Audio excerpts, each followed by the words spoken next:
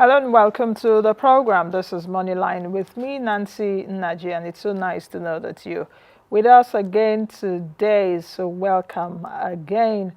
Just before we go home for the weekend, we will keep you abreast with everything happening within the country, around the economy, finance, market, as well as investment. What you need to know on some certain sectors and topics. So trust us to do justice to that every weekday on this channel, Monday to Friday, 11 a.m. to 12 p.m. Don't forget to join us on all our social media handles. They will be on the screen shortly so that you can interact with us. You can also get a lot of resources from our YouTube channel. All you need to do right now is to go to the YouTube icon on your phone, and don't forget to subscribe to our channel, Moneyline with Nancy TV. Let's get started with our business news because we'll have quite a lot. 3 interviews for you today. Hopefully, we'll be able to do that, But let's get started with our business news.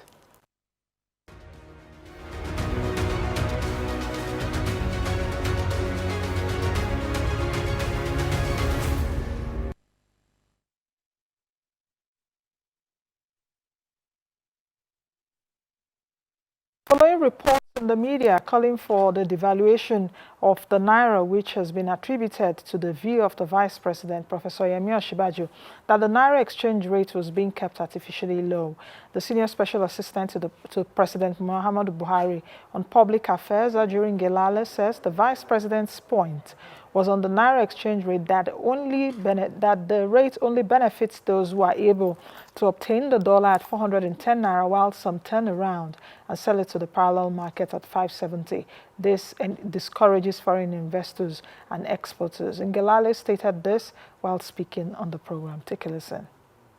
His Excellency, the Vice President, even in the first time when he was chairing the economic management team, was very, very clear that in engaging with multilaterals like the IMF, etc., we are not going to sacrifice the strength of the Naira to appease any multilaterals conditions for accessing new capital. And he has firmly rejected that. He's a maximalist when it comes to defending the maximum strength of the Naira. Now, with all of that said, we recognize that right now we're in a situation where we have a scarcity of foreign exchange in the country. Essentially, the monetary authorities have taken the position that we're going to ration the supply of foreign exchange and basically manage demand as opposed to opening up supply. The Vice President's position is that we must now open up supply instead of just managing the little bit of foreign exchange in the country.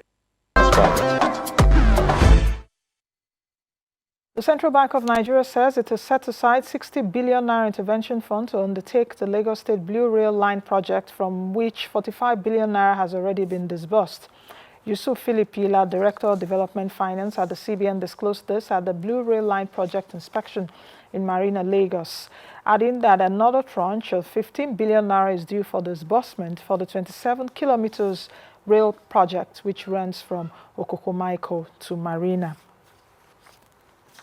The Federal Inland Revenue Service says it will continue to generate more tax revenue that the government solely needs to provide more critical infrastructure, maintain existing ones, and provide medical and educational facilities to the teeming youth, and by extension, reduce unemployment in the country.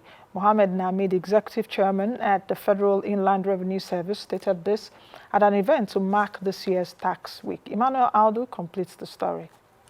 The annual tax week, which is usually a good opportunity for public enlightenment on tax matters and for discussing pressing issues that will enhance professionalism and efficiency in tax administration in Nigeria.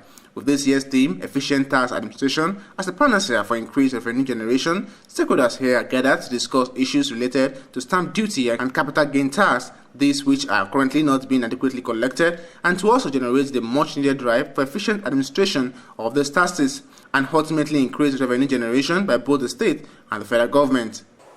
The issue of efficient tax administration as a panacea for increased revenue generation couldn't have come at a better time than now that high exchange rates, insecurity, kidnapping, and the lingering effect of COVID-19 pandemic are resulting in a high cost of projects for the government.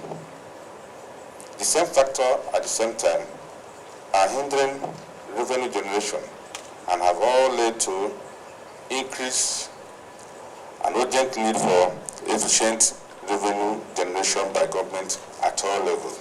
Considering the challenge we have in this country in terms of deficits in infrastructure and others, we actually need to spend more. They were constrained by revenue. And that's why the Honorable Minister of Finance has always mentioned that the challenge we have in the country is a revenue problem. Adeshino Adedayo, President, Chartered Institute of Taxation of Nigeria, who was represented, says for maximum tax compliance, government should resist the temptation to introduce more taxes, particularly marked taxes, as its effect will bring more harm than good, having that the incentive regime should be revisited and properly applied to avoid revenue loss to government.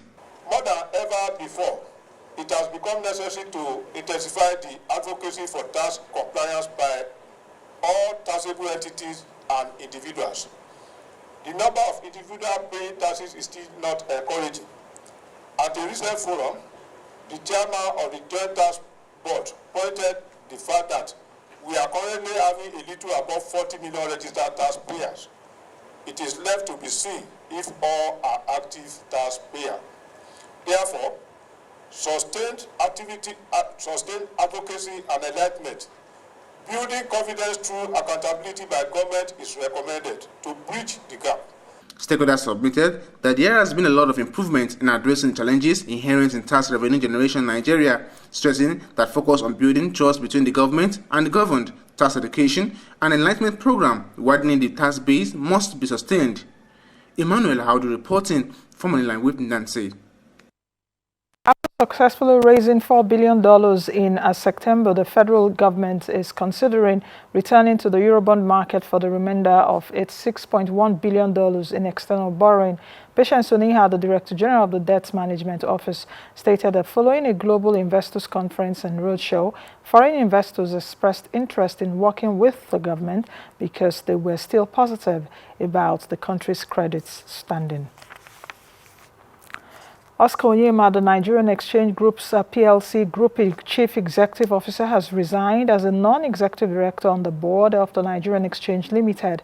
The NGX Exchange announced this in a statement on Thursday after the confirmation of the NGX Group's shares being listed on the exchange's platform. The Federal Responsibility Commission is collaborating with Paradigm Leadership Support Initiative to strengthen capacity of the federal government ministries, departments, and agencies on the application of the template for calculating operating surplus to ensure that revenue generated by scheduled corporations are adequately remitted to the government treasury. This was revealed at a press conference in Abuja. Before this time, there have been a lot of challenges and questions as to the operation of the template for calculation of operating surplus. Some accountants, heads of finance, DFAs, auditors seem to have some challenges understanding how we apply it at Fiscal Responsibility Commission. This is one of the essence of collaboration with PLSI.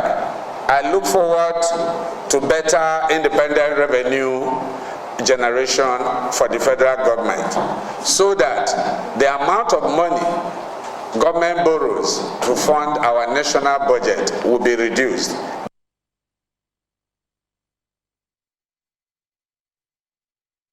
Lemo, the Executive Director, Paradigm Leadership Support Initiative, said the objective of the partnership is to strengthen the capacity of the federal agencies, especially in the 122 scheduled corporations, to enable them remit to the Consolidated Revenue Fund, thereby supporting the federal government to achieve its revenue targets in order to effectively implement programs and projects as captured in the budget.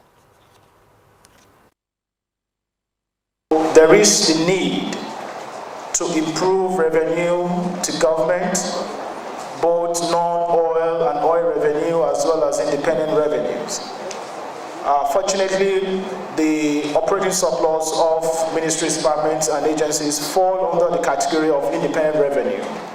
As such, we are contributing a quota to helping government in that regard. As you're aware as well, accountability is dual way. we are about ensuring expenditure efficiency in government, and we are also concerned about accountability in revenue generation. All right, those are the business stories at this time. Let's quickly move over to our first interview because I told you earlier that we have quite a lot to do today. And at this point, I will be focusing on Ekiti State, the state known as the fountain of knowledge. I have the Commissioner for Finance and Economic Development joining me right now. He's Honorable Akintunde Oyebode. He's joining me virtually. Hello, Mr. Commissioner, and welcome to the program.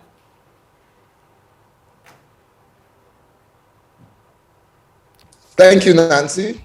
Thank you for having me on the program. Okay, let's get started. I'm aware that, can you hear me? Because I see you're freezing from that end. Okay, perhaps we should take a break and see if we can reconnect you. Let's quickly take a break and see if we can reconnect with the Commissioner. We will be right back after this break. Do stay. The outbreak of COVID-19 changed the world and unsettled our economy.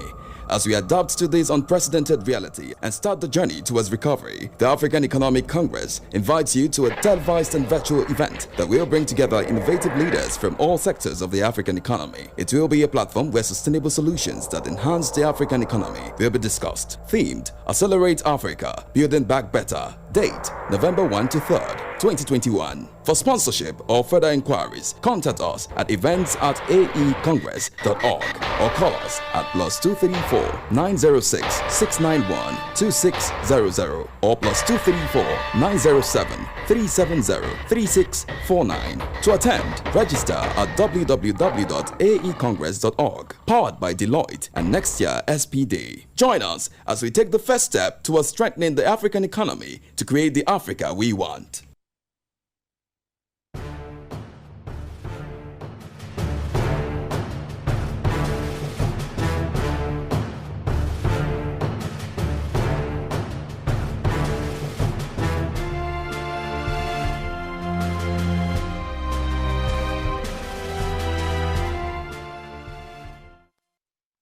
All right, welcome back. Akintunde Oyebode, the Commissioner for Finance and Economic Development, Ekiti State, is joining me right now. Honorable Oyebode, good to have you on the program. The network shouldn't just joke with us this morning, because we have quite a lot to talk about. So welcome to the show. I'm aware that the Ekiti Fountain Summit was held on Thursday for October 14th at the newly commissioned Civic Center in Ekiti. Can you speak to me a bit about the Fountain Summit and what that summit is really all about?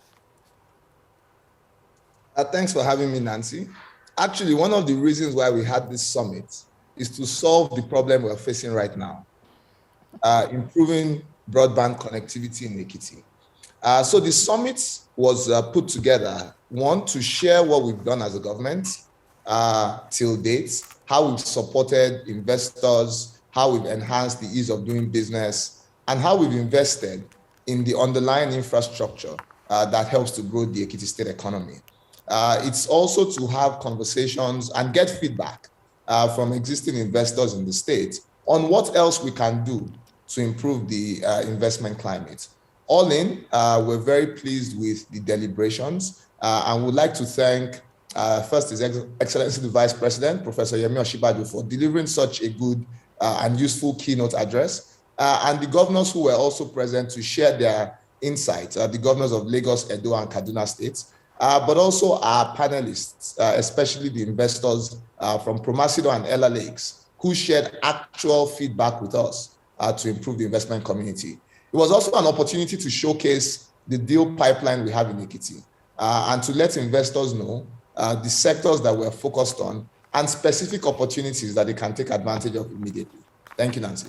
Can you speak to me about some of the key takeaways that were got from yesterday's summit? Can you just give me like 2 or 3 very important ones?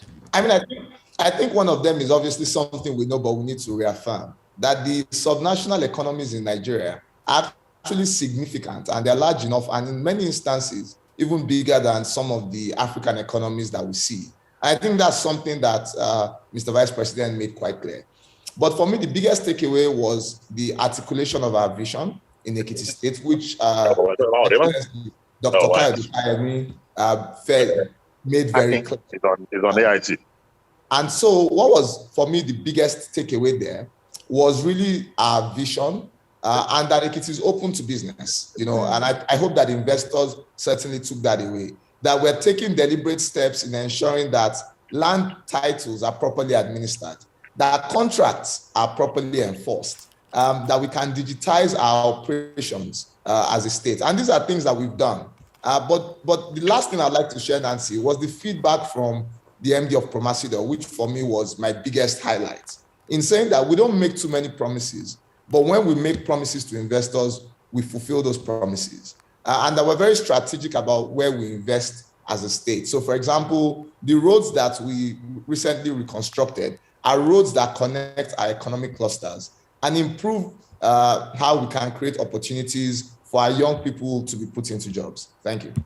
Okay, you talked about economic plan, and I'll come to that in a second. The other part also is what you said about Ekiti State is ready for business. We would also interrogate that to see how ready Ekiti is for business. But I want to really know about what the economic development vision for Ekiti is. I know, I think you have a 25-year plan that I'm aware of, also coinciding with the creation of Ekiti State in the past 25 years. October 1, I think, Ekiti State was 25 years. So speak to us about the economic development vision. And I'm also aware that you were the former DG of, what do you call it, Ekiti State Development and Investment Promotion Agency, I guess. So perhaps you have that, yes, that holistic view. So speak to us about Ekiti economic development vision. So the vision is very clear. The vision of an Ekiti we want to see is one that does not depend on federally collected revenues to thrive. It's one that is able to keep unemployment rates at sub 5%, and it's one that is able to grow circa 5 to 7% year on year for the next decade. So our goal is really, the vision of Ekiti we want is a fast growing economy that puts people in jobs and then returns revenues to government, for which government can then put into development projects. And how have we tried to articulate this? We have a vision, a strategic plan that we're implementing. But most importantly for us, it's that private sector participation is what actually drives economic activity. And that our role as government is really to just be an enabler and supporter. And we've walked the talk. We've started to divest from state-owned entities. So it's not just we're talking about it. Ikunderi Farm, which was for 40 years, didn't produce a liter of milk. Moribund Dairy Farm, we divested 76% of that farm to Promasido Nigeria Limited. Promasido now runs and operates the farm. And today that farm is producing 80,000 liters of milk per month. And I'm very certain that in the next 2 to 3 months, we're going to hit the 100-liter mark and even beyond.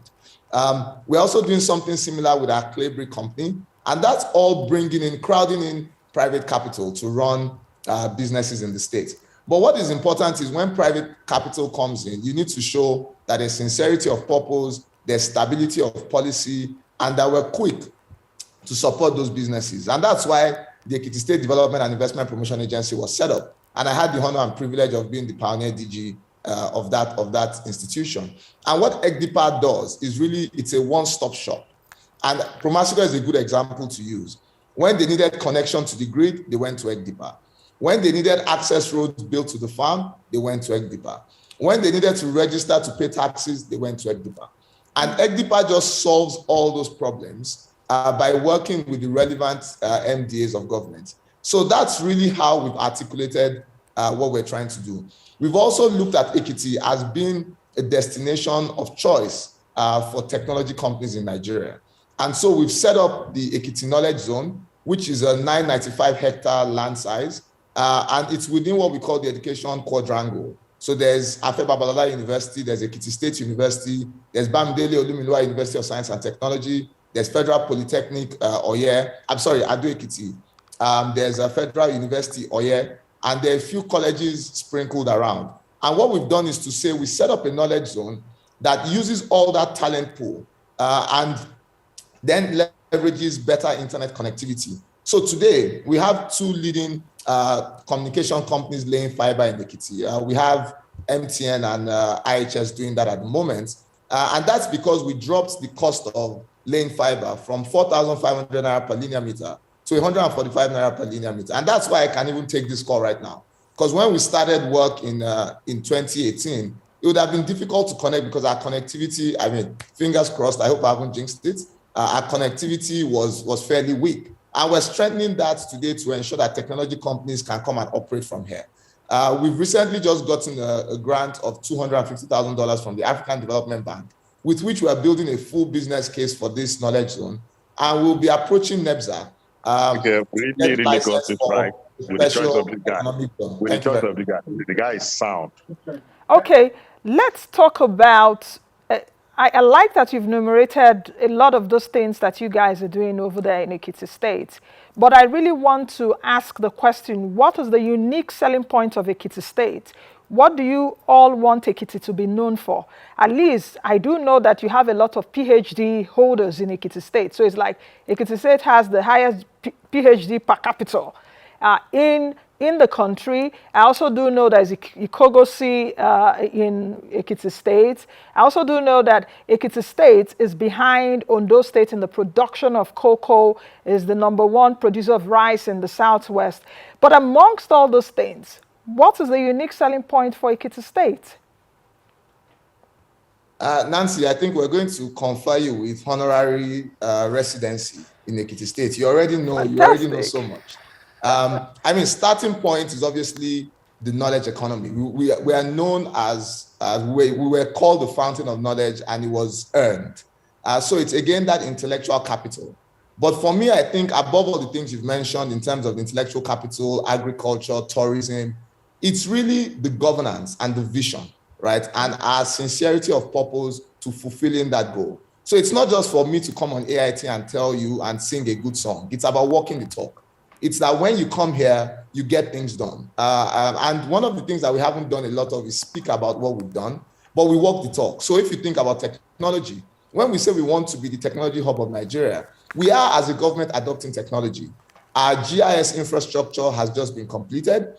Our archiving architecture has now just started. We've got an emergency control center that improves the security situation of the state. We have eyes in the sky, we have eyes on ground, and we support the security agencies to ensure that Ekiti is not just open for business, but you can do business in a safe and secure manner in the state. So for me, the biggest thing is really just how much dedication, how much intellect, how much capacity that we bring to governance in the state. So that's the message to investors, that if you want to get things done quickly, Ekiti is your sandbox. Ekiti is where you come to test your new ideas. Ekiti is where you come to if you want to take a risk, come to us. We're happy to support you. We're happy to provide the enabling environment for investors across Nigeria, but also international investors, foreign investors who are willing to do business in the country. That's the underlying message. One of the Ekiti politicians was looking for somebody. Oh, I can hear an interference over there. I don't know who is talking. Please, can you just give us a break? I can hear an interference. I don't know where it's coming from. I guess someone else is on the Zoom call. But let's continue talking. Let's interrogate further how Ekiti is open for business. And I want to interrogate it from this angle. How easy is it to get land titles, for example? How easy is it for SMEs to begin a business? Can they, at the press of a button, in 24 hours or 48 hours, open a business? How easy is it to pay taxes in Ekiti State? How easy is it to have access to good roads, taking produce from the farm or wherever to marketplaces and all of that? Talking about the ease of doing business. Because I think that's what really matters. Thanks, Nancy. You're making my job really easy here.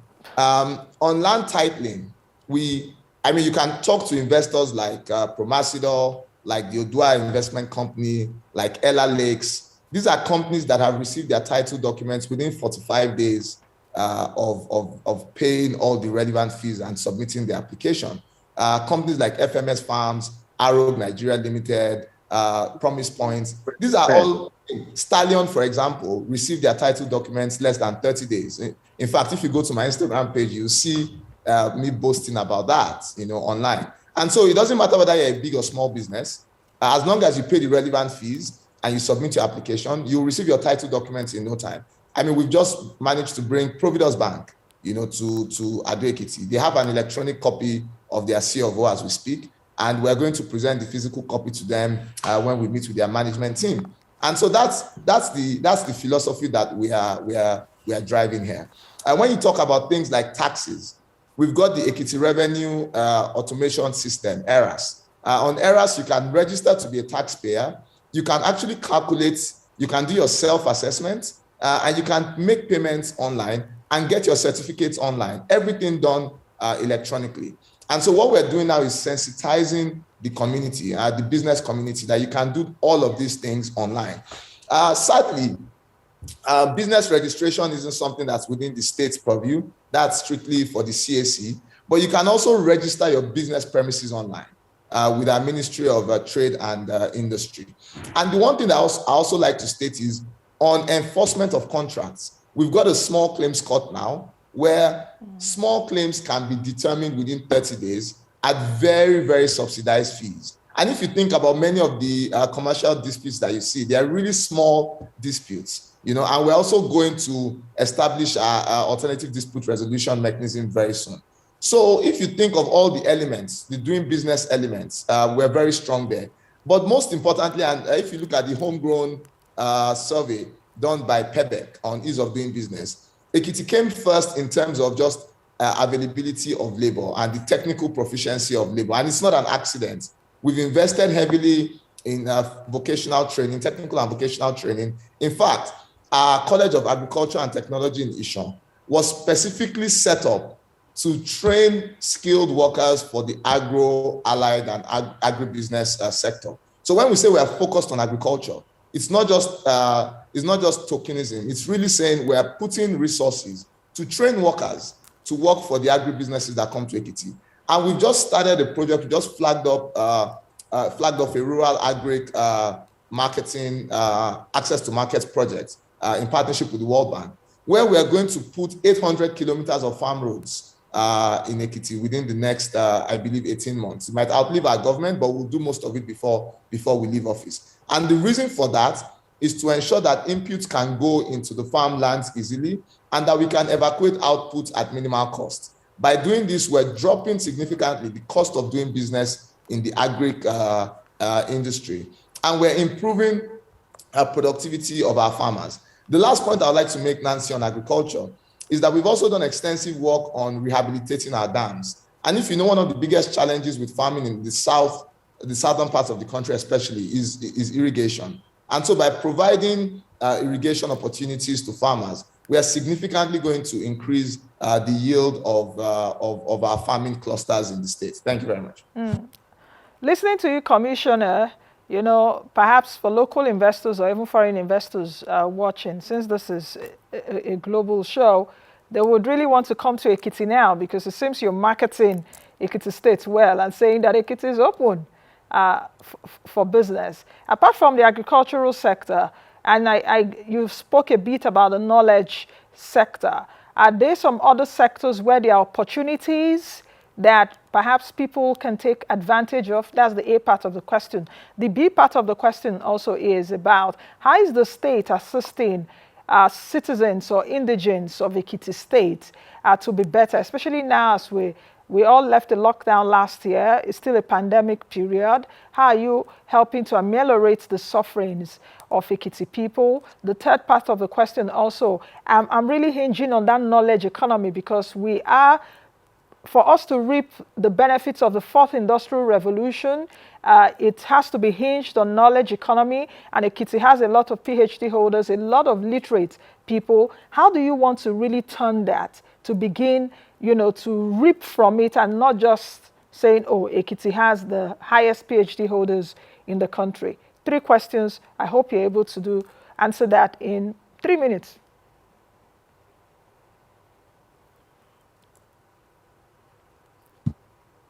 With the sectors, you've spoken about tourism, education, agriculture. I mean, those are the priority areas of interest. But there are other things that we're also looking at: power, especially renewable energy, clean energy. So we're looking for companies that offer mini-grid solutions, etc., to come and support some of our communities, and we're very clear about significantly increasing the power available in the state. We're also constructing an airport, and we already have a lot of private participation in that airport project. We have a private company building the terminal, but there are also ancillary businesses around aviation that we also are looking to have investors come and take advantage of.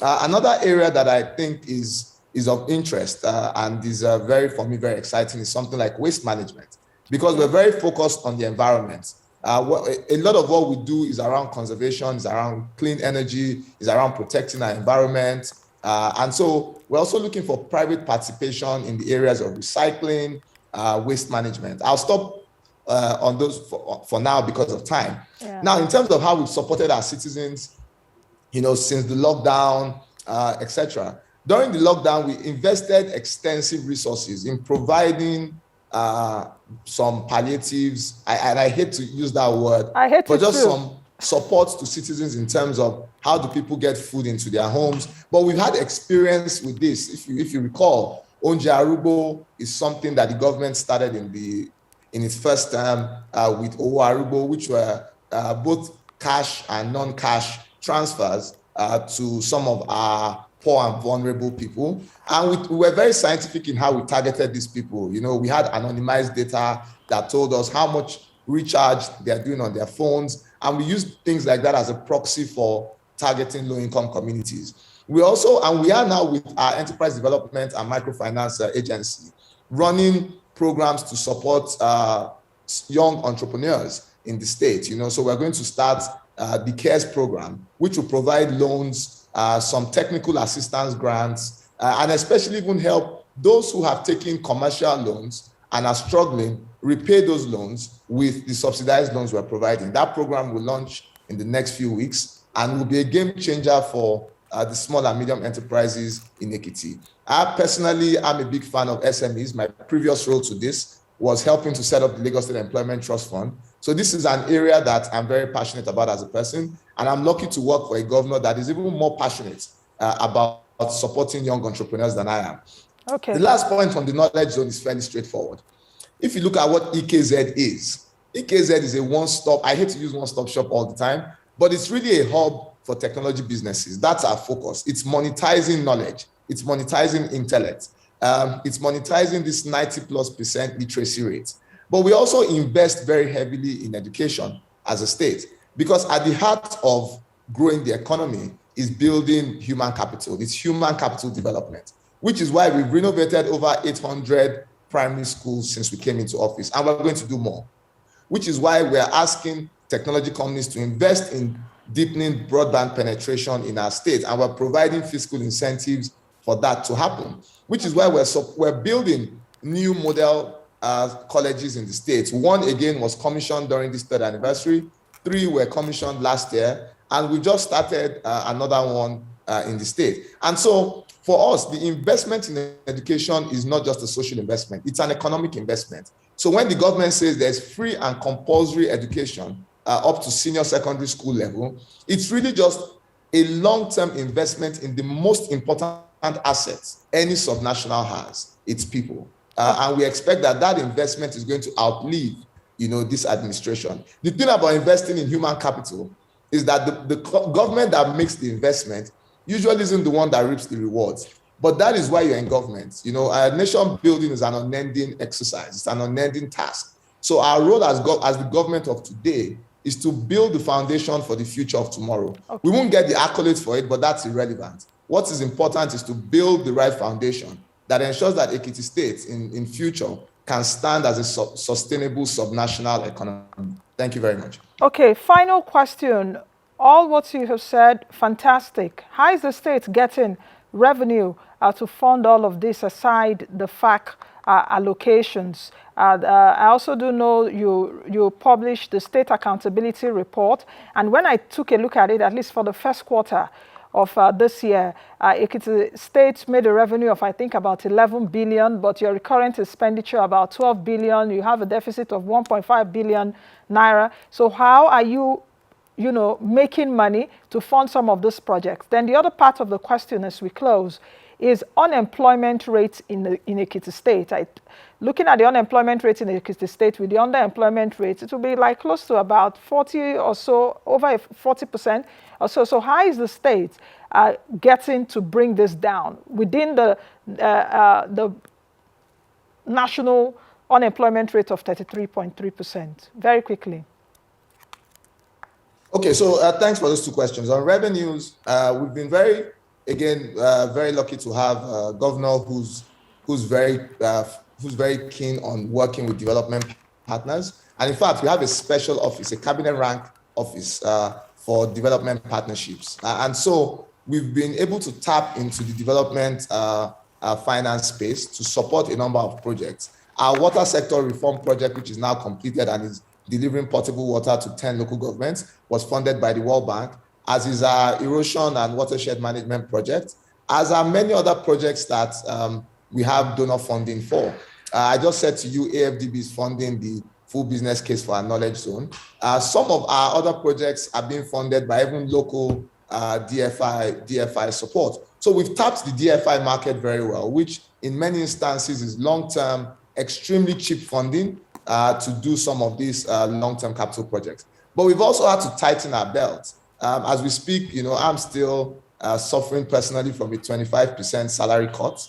But that's because we have limited resources to support the people of the state. So there's been some cost control. It's not the most popular thing, but it's the right thing to do, especially at a time like this. But we've also been able to get private sector to come and invest in the state. And that for me is the biggest thing, that you don't want to tie down government resources in activities that private capital can drive. To your question around unemployment, and of course, our IGR numbers are still fairly low, but we've had a 55% increase in IGR between when we got into office and now, and every penny helps in supporting capital projects. To deal with unemployment, you have to take a long view of unemployment. It's not something that there's a silver bullet solution for. It's a set of deliberate actions over time. For example, Ikunderi Farm is employing circa 300 people, most of them from the local community.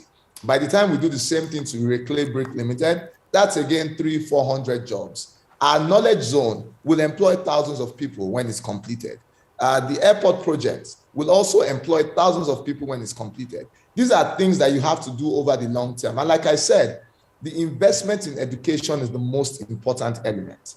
Because when we think about unemployment in Nigeria, it's funny that when our economy tanked, there were still companies employing and struggling to find the right skills to employ.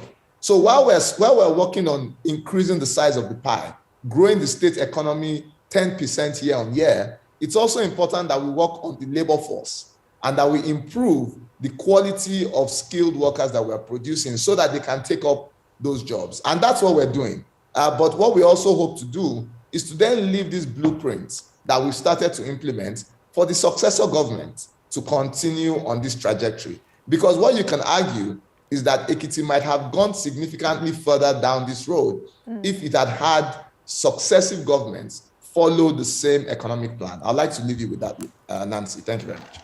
And I think at this point, we'll leave it there. I hope to speak with you sometime soon, or even the governor, as this administration has about 18 months to the end of it. So thank you very much, Commissioner, for speaking with me.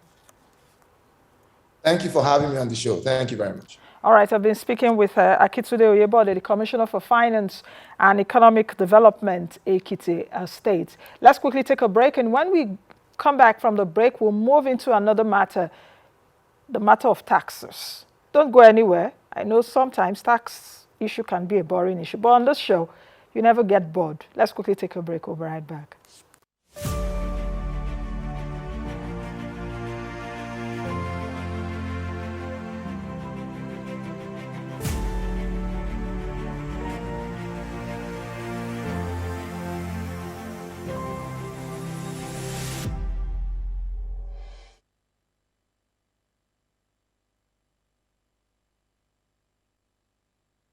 The outbreak of COVID-19 changed the world and unsettled our economy.